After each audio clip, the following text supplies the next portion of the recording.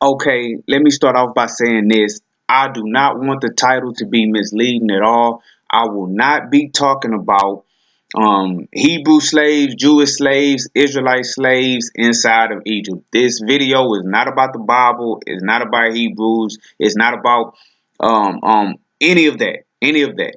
So I just want to get that disclaimer out there. So if you clicked on this because you assumed that the video was going to be talking about the biblical narrative, Hebrews, Israelites, Jews, anything like that, enslaved in Egypt, that's not going to be the topic that I'm dealing with. So you may want to click on something else. If not, you can tune in for the information, because I will be talking about slaves in Egypt, or what may be more specific is captives of war, prisoners of war, spoils of war, things like that. But hey, slaves in Egypt.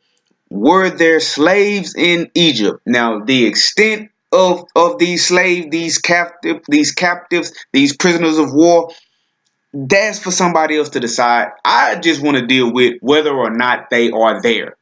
But why? Why am I even making a video like this? Uh, Basically because I want the issue to be properly addressed. Some of this is a general question. I don't know everything. If there are better explanations, and a more detailed explanation, I'd love to hear it. I'm not attempting to give a comprehensive look at this thing in this video. I just want to raise the topic because I noticed a lot of times lack of communication can leave someone ill prepared in a discussion about topics that they should be familiar with. So, you may want to say that there was no slavery in Egypt. You know, you may want to say that. And indeed, there may not have been slavery how we may know slavery here in America, due to the transatlantic slave trade, right? We may not be able to compare what was going on in the ancient world, primarily ancient Egypt, but all throughout the ancient world, Mesopotamia, Sumeria, Greece, Rome, uh, Jerusalem, Israel, there's laws for that, but there still was some type of individual human beings owning other individual human beings as property. They belonged to them. Now, to the extent of what they did to and with these individuals, I do not know. Hence this is a question video portion of this. But for me and what I have read and what I'm about to read for y'all now, it is clear that people had other people as property. What they did with those people, I'm not quite sure. So I want to provide this information because I like reading from the text. Now that I actually have it, I like sharing that with y'all. But I also want to prepare individuals for discussions that they may find themselves in, talking about information that they should be familiar with. I don't want any of my brothers or my sisters to run out there in the middle of a conversation, debate, dialogue, discussion, whatever you want to call it, and make the blanket statement, there was no slavery in Egypt. No one owned anyone else in Egypt, in ancient Kemet. And they are confronted with the text that I'm about to read for y'all right here, and they have no response. So this is only to help you be able to be familiar with the information, because you may hear this information somewhere else. And if you hear it from me, from your brother first, and you have an opportunity to analyze it and to look into it, then you will have an intelligent response. So I'm making this video about slavery in Egypt only to prepare the people that watch this video for conversations where this might come up. And if you did not know this, you may say something inadvertently that can, cause the entire tone of the conversation to shift because you have spoken without actually having all of the information at your disposal to analyze. But before we get into the actual text, who is Ahmose, son of Abana? A lot of you may know of Ahmose the first, the Pharaoh who expelled the Hyksos from his land, but this particular Ahmose was a soldier, and he served under three pharaohs. Ironically, one of the pharaohs that Ahmose, son of Abana, served under was the legendary Ahmose the first. So you had an Ahmose fighting with and for Ahmose. But who is Ahmose, son of Abana? Let's get to it, family. Ahmose, son of Abana, served in the Egyptian military under the pharaohs Ahmose the first, Amenhotep the first, and Thutmose the first. His autobiography has survived and is intact on the wall of his tomb and has proven a valuable source of information on the late 17th dynasty and the early 18th dynasty of Egypt. Ahmose was born in the city of Nekhel, the modern El Kab. During the war to expel the Hyksos from Egypt in the reign of Senkerere-Tau, his father enlisted in the navy. After the deaths of Tau and his son Kamose, Ahmose began to serve as a soldier under the pharaoh Ahmose I. He participated in the Battle of Avaris, the Hyksos capital in the Delta, where he killed 2 Hyksos and was awarded the Gold of Valor twice. Ahmose was awarded slaves and other spoils by the pharaoh after Avaris was sacked. Ahmose also participated in the 3-year siege of Shahruhin in southern Canaan, for which he was rewarded. He followed his king to Nubia, where they put down 3 rebellions. Under Amenhotep I, he fought against the Nubians and was given gold and slaves for his bravery. During the reign of Thutmose I, Ahmose participated in a naval campaign against Nubian tribes in the Nile Valley and was appointed admiral. He also followed Thutmose on a campaign against Naharin all the way to the Euphrates River. Abana was the name of Ahmose's mother and probably a very important woman. His father's name was Baba. Paheri, the grandson of Ahmose and a scribe and priest of the goddess Nekhbet and tutor to the prince Wajmose, supervised the building of his grandfather's tomb. So what we are going to be dealing with today is the autobiography of Ahmose, son of Abana. This particular reading, this particular piece of literature was found in his tomb at El Kab. The inscription is carved in 2 parts. Lines 1 through 31 on the right-hand wall of the Hall of the Rock Tomb east wall, and lines 32 through 40 on the left side of the door wall south wall. Also on the right-hand wall is the standing relief figure of Ahmose, accompanied by the small figure of his grandson Paheri. A list of Ahmose's land holdings and slaves, not translated here, is inscribed on the right side of the door wall. The crew commander, Ahmose, son of Abana, the justified, he says, I speak to you, all people. I let you know what favors came to me. I have been rewarded with gold 7 times in the sight of the whole land, with male and female slaves as well. I have been endowed with very many fields. The name of the brave man is in that which he has done. It will not perish in the land forever. He speaks as follows. I grew up in the town of Nekhel, my father being a soldier of the king of Upper and Lower Egypt, Senkerere-Tau, the justified. Baba, son of Reunet, was his name.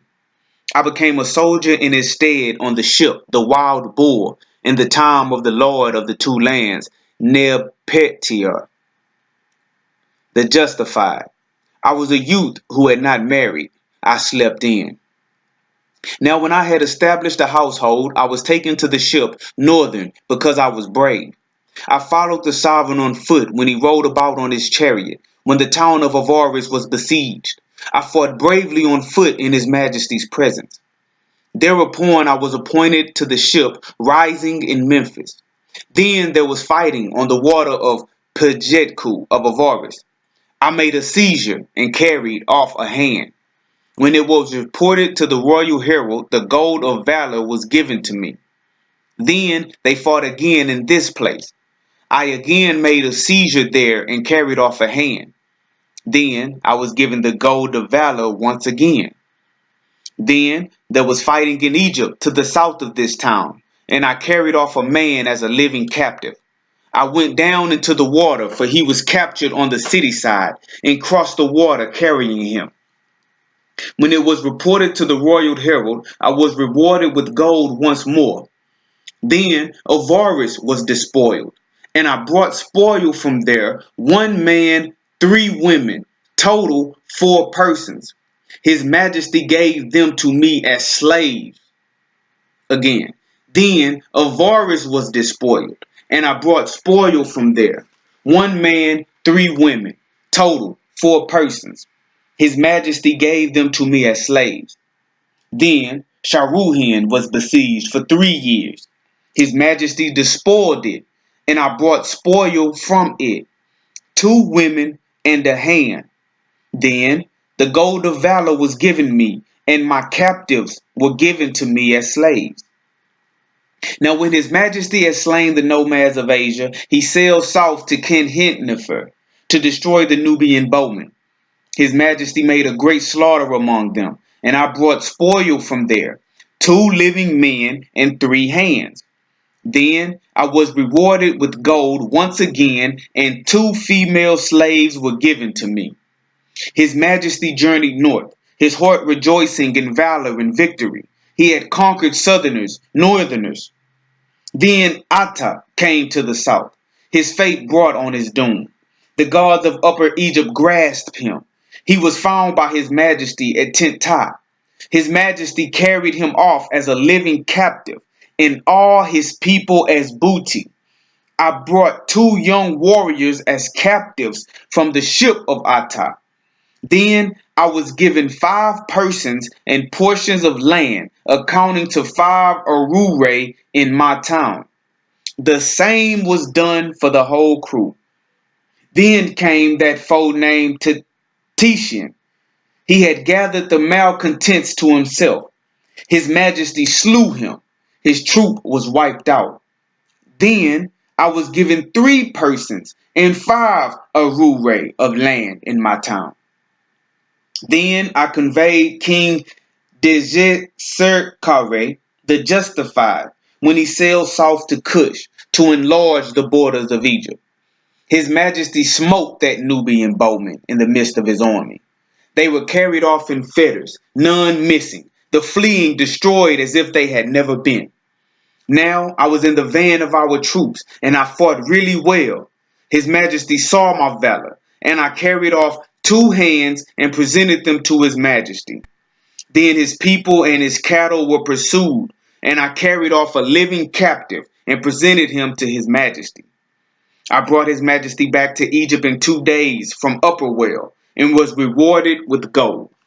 I brought back 2 female slaves as booty, apart from those that I had presented to his majesty. Then they made me a warrior of the ruler.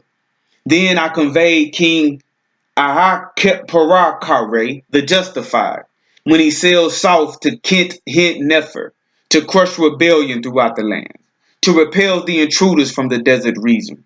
I was brave in his presence in the bad water, in the towing of the ship over the cataract. Thereupon I was made crew commander. Then his majesty was informed that the Nubian, a portion of it is lost. At this, his majesty became enraged like a leopard. His majesty shot, and his first arrow pierced the chest of that foe. Then those enemies turned to flee, helpless before his Uraeus. A slaughter was made among them. Their dependents were carried off as living captives. His majesty journeyed north. all foreign lands in his grasp, and that wretched Nubian bowman head downward at the bow of his majesty's ship Falcon. They landed at Ipitsut. After this, his majesty proceeded to Reginu to vent his wrath throughout the land. When his majesty reached Narin, his majesty found that foe marshalling troops. Then his majesty made a great slaughter of them. Countless were the living captives, which his majesty brought back from his victories. Now I was in the van of our troops, and his majesty saw my valor. I brought a chariot, its horse, and him who was on it as a living captive. When they were presented to his majesty, I was rewarded with gold once again. I have grown old. I have reached old age, favored as before, and loved by my Lord. I rest in the tomb that I myself made. So for those of you who are unfamiliar with that text, there you have it. And for those of you with more information on this topic and this subject matter than I have, I'd appreciate if you leave some comments in the comments below, and let's break this down. But you see, on several occasions in the midst of war, living captives were taken, male and female. And not only were these living captives, male and female, taken, this guy, Ahmose, attests to several occasions where these captives were given to him as slaves.